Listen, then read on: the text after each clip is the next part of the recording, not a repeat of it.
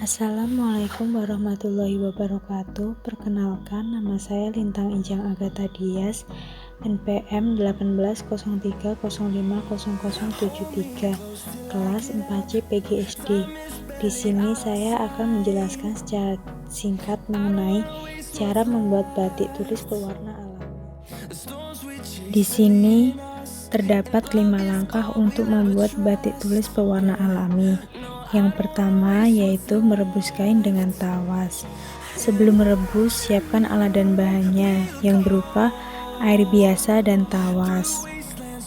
Cara merebus kain dengan tawas dapat dilakukan dengan 3 langkah. Yang pertama yaitu rebus air, kemudian masukkan tawas dan kain. Tunggu selama 30 menit.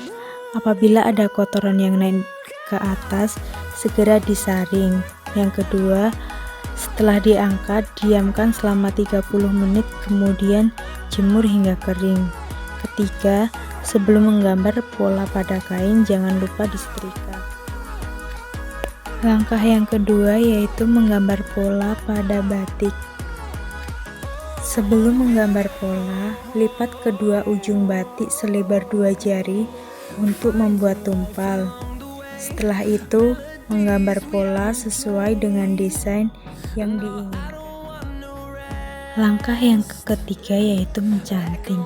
Sebelum mencanting, siapkan alat dan bahan yang sudah ditentukan. Dalam mencanting terdapat beberapa cara. Cara yang pertama yaitu lelehkan malam kuning pada wajan yang sudah panas. Apabila malam sudah lelah atau cair, masukkan ke dalam canting. Sebelum mencanting ke kain, tiup ujung canting hingga berbunyi. Bunyi canting menandakan bahwa canting tidak tersumbat. Kemudian, oleskan canting ke kain lap untuk mengurangi malam menetes pada kain batik. Cara yang keempat yaitu mulailah mencanting. Saat mencanting harus menggunakan perasaan dan tidak tergesa-gesa agar mendapatkan hasil yang memuaskan.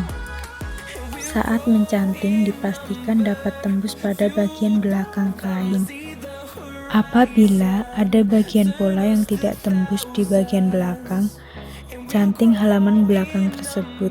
Jangan ditindih atau ditumpuk pada canting yang tidak tembus tersebut.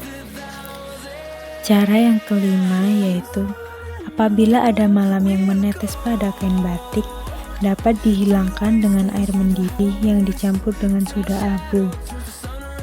Kemudian jemur kain batik dan diangin-angin. Langkah keempat yaitu pewarnaan dan proses fiksasi. Pada langkah 4 ini terdapat berbagai cara. Cara yang pertama yaitu siapkan alat dan bahan yang sudah ditentukan. Langkah yang kedua yaitu rebus pewarna mahoni dengan 9 liter air. Yang ketiga yaitu tunggu selama 30 menit, kemudian angkat dan diamkan hingga dingin. Setelah pewarna mahoni dingin, masukkan kain ke dalam pewarna yang sudah disiapkan. Saat memasukkan kain ke dalam pewarna, pastikan sudah merata. Angkat kain apabila dirasa sudah merata. Kemudian diangin-anginkan, jangan sampai terpapar dengan sinar matahari. Cara yang keempat yaitu setelah kain setengah kering dan setengah basah, masukkan kain ke dalam pewarna lagi. Proses pewarnaan mahoni ini dilakukan sebanyak 12 kali celupan. 5 kali celupan kemudian dikapur. Setelah itu 4 kali celupan lagi kemudian dikapur. Setelah pencelupan ke-9, blok pola yang diinginkan.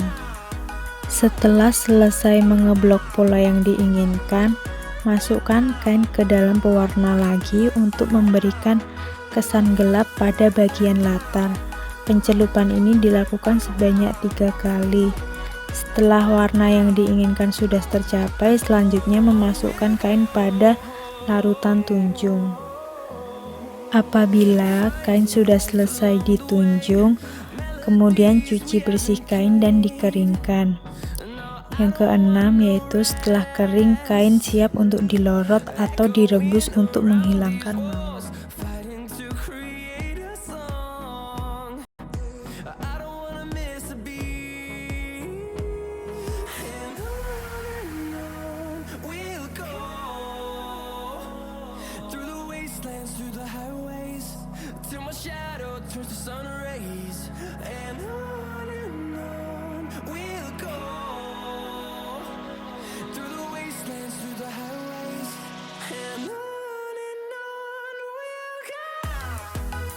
Langkah yang kelima atau langkah yang terakhir yaitu pelorotan.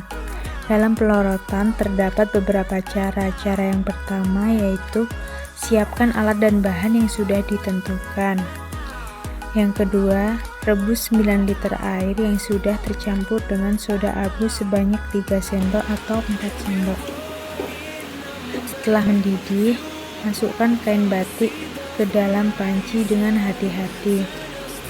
Yang kedua, gunakan capitan atau kayu untuk mengaduk batik. Apabila malam belum hilang secara merata, dapat diulangi kembali dengan cara yang sama.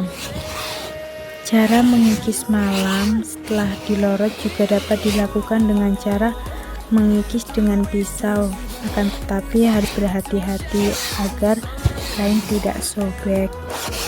Selanjutnya, apabila malam sudah bersih, kemudian cuci kain pada air yang mengalir.